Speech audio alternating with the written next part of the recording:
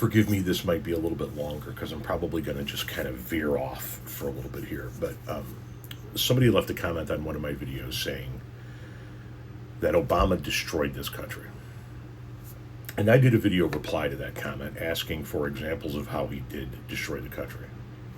Now listen, no president is perfect, and I don't like everything that any president has done, and Barack Obama is certainly no exception to that rule. There are things that he did, there are things that he espoused that I did not agree with. But overall, I think he was a very good president, and I think he overall made this country better, not worse. Certainly didn't destroy it.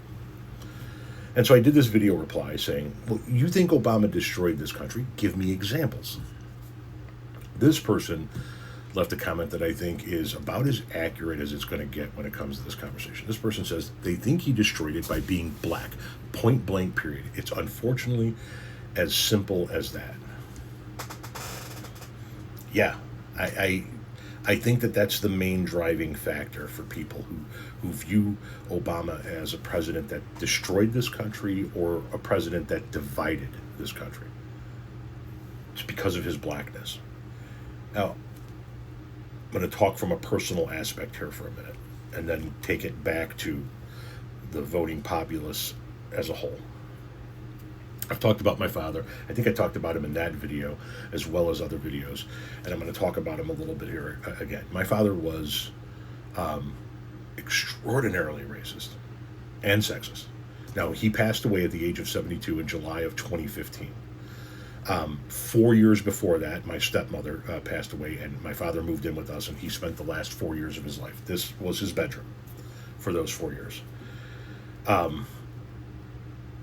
And in that 4 years, because it was during the Obama presidencies, like I said, he passed away in 2015, we had an opportunity, my father and I, to talk about politics in a manner that we didn't have an opportunity to, or that we never really engaged in prior. We always had the opportunity to, we just never engaged in it.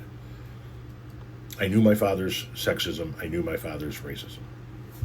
His sexism, for example, he once sat at my kitchen table with my wife and 2 daughters and explained how racing, he was a drag racer, racing went downhill when they started letting women drive, to his daughter-in-law and 2 granddaughters. That's just one shining example of my dad's sexism. I'm not disavowing my father. He's still back here in an urn. He was there for me my entire life, and I can recognize that portion of him while also recognizing the shit he did wrong. His racism, I believe, was extraordinarily selective. Right? His favorite athlete was Michael Jordan. His best friend at work was a black guy from the city of Chicago. And the one family, the one guy on the block that always helped him out was the Mexican family that lived behind him. Yet he railed away against Hispanics and black people. And he once stood on the front porch of his house in Berwyn, Illinois, with a guy that was running for office, going door to door, knocking on doors to try and get people to vote. He stood on the front porch of his house in a very diverse neighborhood at that point in time and said, you got my vote when you get rid of all of these N-words.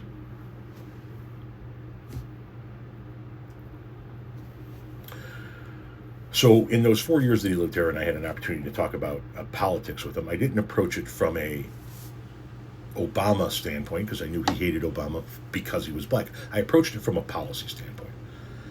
And I would talk to him about policy. And shockingly, my father carried some progressive viewpoints. He believed everybody should have access to his Medicare. He said, this stuff is great, and it's a shame that people go broke in this country because they get sick. Everybody should have my Medicare. This is a member of the silent generation. You know what I mean? This he didn't give a shit who got married. Adam and Steve want to get married? Who gives a fuck? Sally and Susie? I don't give a fuck. It's none of my goddamn business. He was a proponent of a living wage. He thought that companies paid people far too little, and he was a big supporter of unions over the course of his lifetime. So in having this opportunity, I don't know what the hell just happened there. My screen went kind of dim. In having the opportunity to talk about politics with my father and policies and hearing these viewpoints with him, I would turn to him and then go, then why did you not vote for Barack Obama when you agree with him on so many subjects? My father was what you would call a Kennedy Democrat. And he looked me straight in the face in this room. It's kind of ironic what I use this room for now, considering this. But he looked at me dead in the eye in this room and he said, because he's black. I don't care if I agree with him. He's black. And the only black man that should be in the White House is the one serving the white president. That's what he said. And I just sat there and was like, you don't see how fucked up that is? I held these viewpoints for many, many years. I grew up this way. I grew up not just surrounded by family members who felt that way, but a community that felt that way. And so I grew up thinking I was better. I'm a straight white man in middle America. I'm better than everybody, right? And then I grew up and realized that's actually very much not the case. And what poor, struggling, working class white Americans don't grasp, for the most part, is that they have so much in common with poor, struggling, working class black Americans that it's not even funny. It's ridiculous, the similarities that they have. But because poor, struggling, working class white folk have been convinced over the generations that they are better than anybody of color. They're better than any woman. They're better than any gay person. They're better than any immigrant. They're better than any person of color. Then they should be doing better in life. And so seeing any black person get ahead drives them nuts. It drove my father nuts. His friend, Dorsey, at work, the black guy, they would laugh and joke and bust each other's balls about sports. Dorsey was a big Cleveland Cavaliers fan, and Dad was a huge Bulls fan. They used to bust each other's chops all the time. And I used to think to myself, yeah, Dad, that's your best friend. And he used to be like, that's not my best friend. That's just the N-word I work with. And if Dorsey had a problem with his car and his car broke down, the old man felt a little sense of pride because he drove a car that didn't break down. His car was better. His car was nicer. His house was nicer. See, son? That's the kind of guy that they are. Drive down that busted old car until it breaks down, and then he'll leave it right on the street in front of his house and go buy another one for $100. Drive it till, you know what I mean? They think that they're better. They view themselves as better. And here's the thing, we're not. We're not better than them. They're not better than us. We're just not. We're just all fucking people. And people like my father just couldn't grasp that fact. And so they looked at somebody like Barack Obama as being evil, less than. A destroyer of everything that we have fought for generations in this country. Barack Obama is the epitome of the American dream.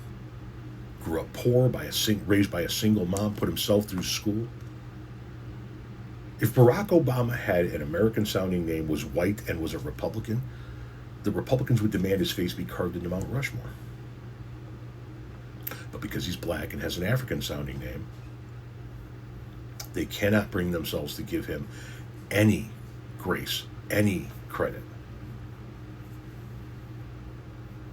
He is either the best or second best president of my lifetime.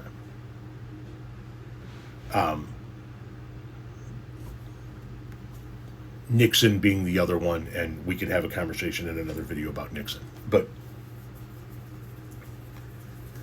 to you guys out there that think that Obama destroyed the country and Obama divided the country, I want you to really stop and think about what's driving your thought process.